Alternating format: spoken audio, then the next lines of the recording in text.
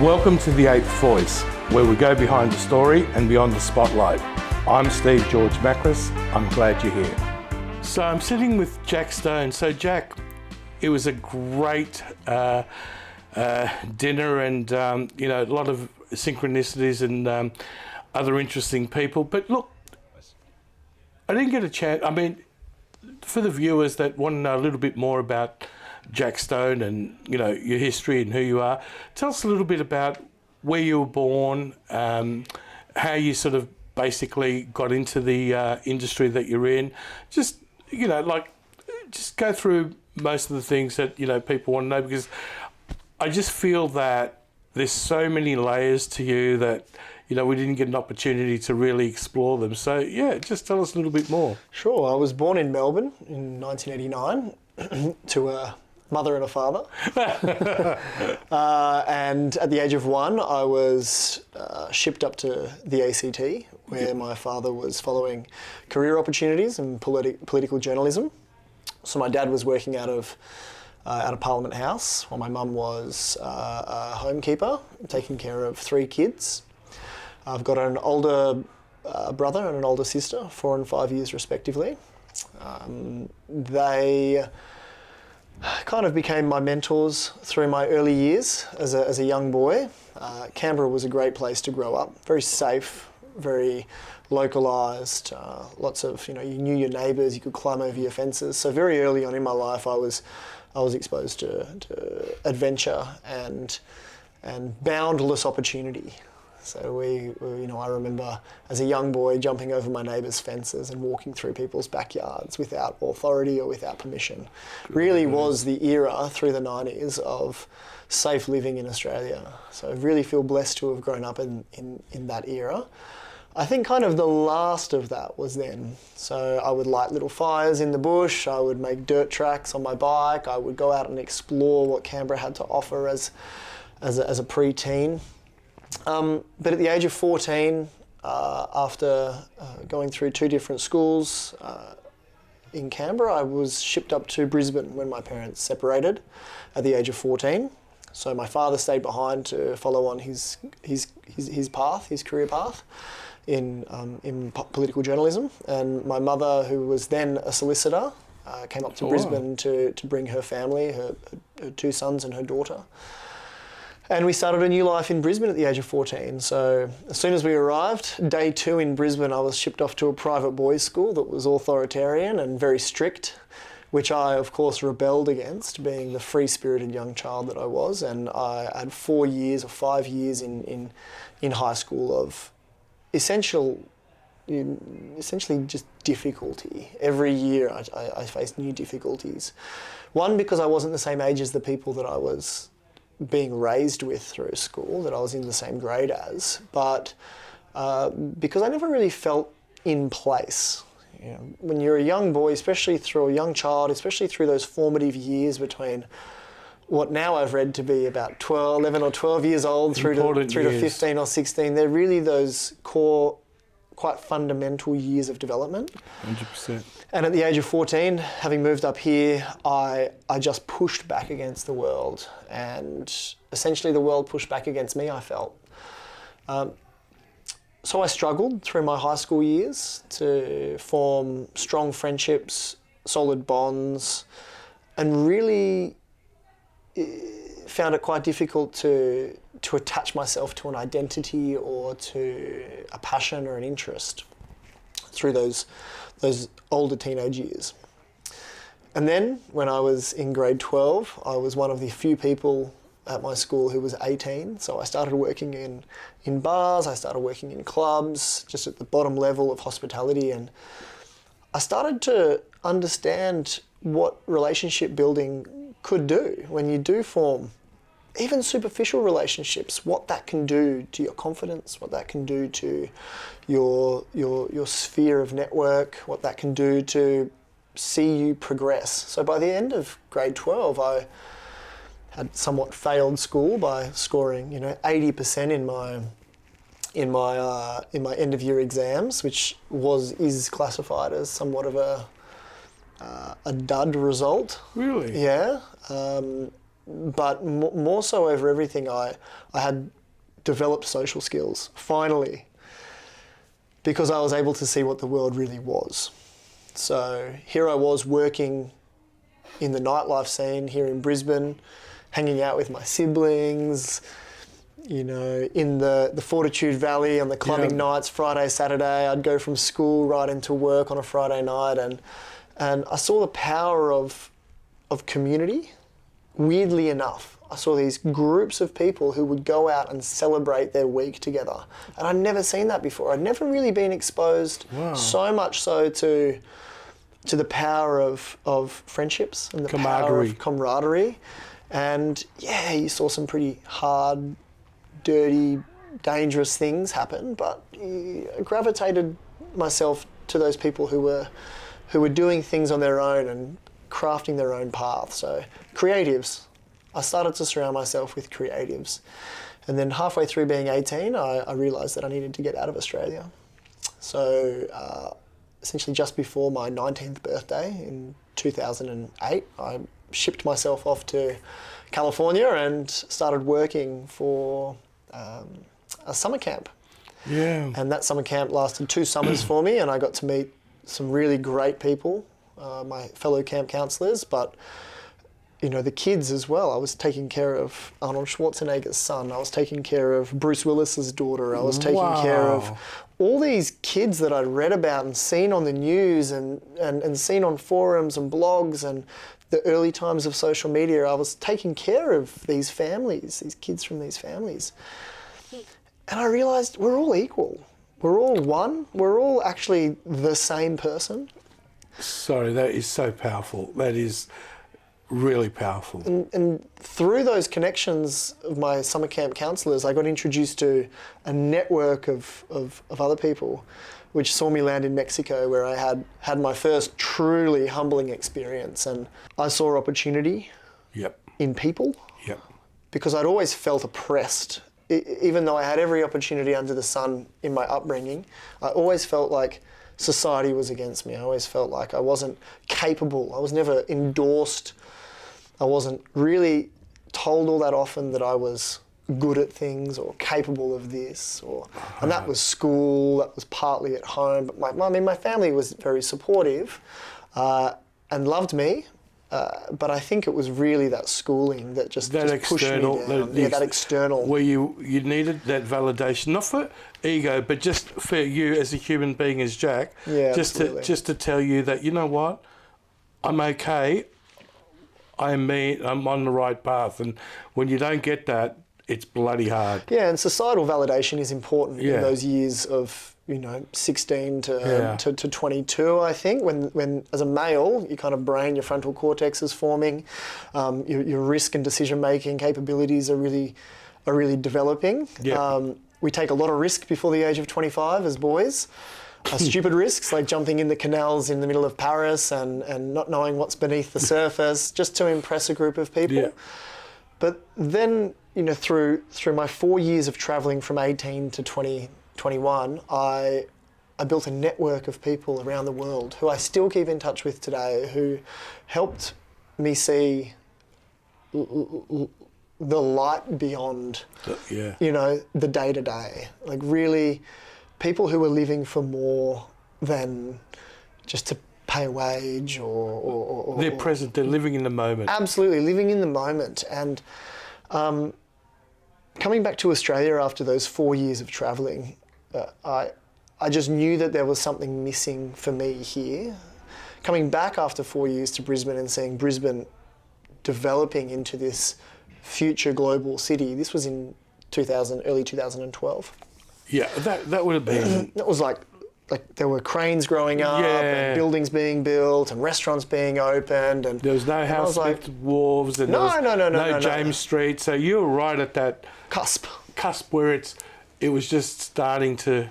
Yeah, people were starting to put investment into Brisbane and I thought there's an opportunity here to do something that isn't being done in Australia so much, that is being done potentially overseas around the world, but not here in Brisbane. So my passion at the time was food, and I found a a calling to food sovereignty and food security, and I was surrounding myself and finding myself in conversations and groups of people and social groups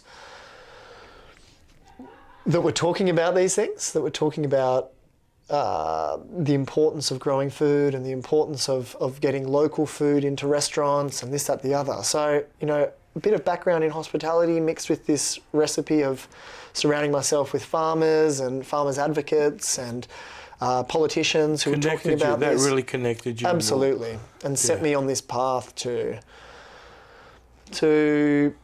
kind of finding clarity around my direction.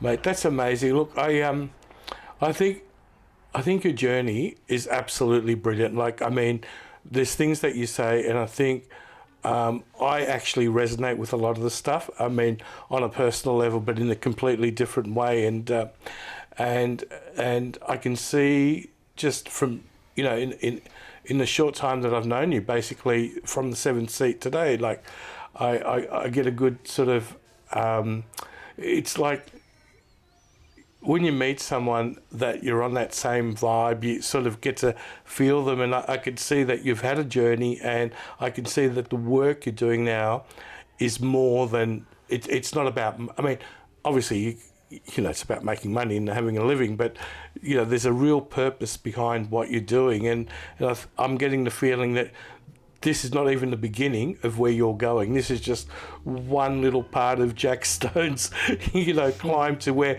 Jack Stone knows he wants to be, or that little boy that sort of, you know, knew who he was, but the external influences sort of slowed you down, but now you're ready to just you are stepping into your authentic self and just being you. Yeah, I think authenticity is something that I've always, to be honest, always struggled with. I've always listened to others as opposed to listen to myself, and stepping into that zone of, especially this year, you know, 2025 has been a year of unraveling for me. 2024 really was a year of unraveling and coming back to truth and coming back to focus and coming back to really what I'm doing all of this for. I've spent the last 4 years pushing shit uphill, really, you know, pardon my French, but really going against my intuition and going against what my heart told me that I needed to be doing because my head told me it was the right thing. So I've had this battle. I've just realised this battle for the last 4 years of heart versus head fighting each other, because the head will tell you it's the right decision, but the heart isn't as powerful. You're 100% correct. Unless you listen to it. I think you are listening to it, and you're surrendering to it. Yeah, I've started to, for sure. And you can tell just by the way it radiates off you. You know, I look at people and I know when they're, or I can feel when they're right where they need to be, and what you're doing, I feel that right now it's amazing. It's where you're at, but I also feel my intuition saying that you've now ready to really go to that next level. I don't know what that is, by the way, but I just feel it in you. You know, I think the biggest thing for me over the last 18 months has been refocusing, coming back to the core premise of what I started my journey for. Which was to educate communities and connect people with the origin of their food. Yep. And using bees as a vector and a tool to do that. Yeah, wow. And you know, for me, the goal now is to simplify, and every decision I make, apply the lessons and the philosophy of simplification, but it needs to align. It needs to align with what I want to be doing and where I want to be in 5 years' time, where I want to see us in 10 years' time. And if it doesn't, saying no is the most powerful thing. It's not a missed opportunity, because every time you say no, 3 doors open. And then you get 3 more choices. Every time you say yes, you commit yourself to more potential burden, to more responsibility, and you might not fully align with it, all for the bottom dollar. So what you're saying is absolutely so powerful. Like, it's so distilled, saying no, because that's the biggest thing. As humans, we struggle to say no, because we feel that by saying yes, it's easier on us, but it's actually more burdensome. Or we feel like if we say no, we might miss out on other opportunities. But like you said, when you say no, and you really say no from your heart because you're backing yourself in what you actually really believe, the universe conspires with you to say, you know what? We're backing you because you're backing yourself. Yeah. And that's when all these other opportunities are opening up for you. So clearly that's a good thing to have learned. Not many people get to learn that at such a young age. Well, I'm 35, going on 36. But still, everyone does their own thing on their own timeline, and if you don't learn it now in the present, then another few cycles around the sun, and I'm 40, 45, 50. But there's people, and this is not judging anyone, but look, in their 70s, 80s, that still haven't landed, and absolutely, and to be there at your age, and I mean that sincerely. I appreciate it. It's a really, really good thing because, like I said, I just even look at myself at sometimes when I was 35, and look, I thought I knew it all, but still doing stupid things. But I think you're at the point now where you've had a taste of both sides, and now you've chosen the side that works for Jack Stone. It doesn't matter what's happening around Jack Stone. It's not because you're being stubborn or whatever, but you're actually backing yourself, and I can feel that and see it in the work you do, and love it's so different. I mean, I can never now look at James Street again. I'm just going to be looking up on the rooftops, and I'm going to be thinking, has Jack got beehives up there? Yeah, well, for me, the kind of life seems to happen in cycles, and for me, I think it's a 7-year cycle, and I'm 35. That's a derivative of 7, and 7 seat. 7th seat. There we go. There we go. Exactly. Yeah. I mean, these things come into our lives for a reason, and for me, not having a plan moving forward is the worst thing I can do for myself. So where do I want to be in 7 years' time by the age of 42? I'm lucky that this realisation has come at the beginning of my 7-year cycle, and not halfway through where I've got to fight, against everything to get there. But I've kind of given up fighting as well. Well, giving up fighting is actually, look, when you actually give up, it's not giving up out of weakness. No. It's actually a position of strength, because what you're saying is, like you said earlier on, you don't want to be pushing shit uphill and going against the grain. So by giving up, you're actually going with the flow. Absolutely, it's not coming from a position of weakness, or you're throwing your hands up in the air. And if you have thrown your hands up in the air, you're throwing them up in excitement, like being on a roller coaster, instead of screaming your head off, from fear. You're saying, I'm going with giving this. in. Yeah. Giving into it. Yeah, exactly. Just giving into the present moment, and that's it. Having a family, expecting my second child in the next month, and I'm like, the biggest learning from that, just like we spoke over dinner about this, is you've got to just give in to kids. I struggle with it every day, but it's taught me a lot about how life needs to be. You're only human. Yeah, totally. Well, they say we're spiritual beings living a human existence, but I don't know. The human side of it kicks in sometimes. Mate, totally. It's part of what we're here to do. But I just found your story amazing, and look, basically, if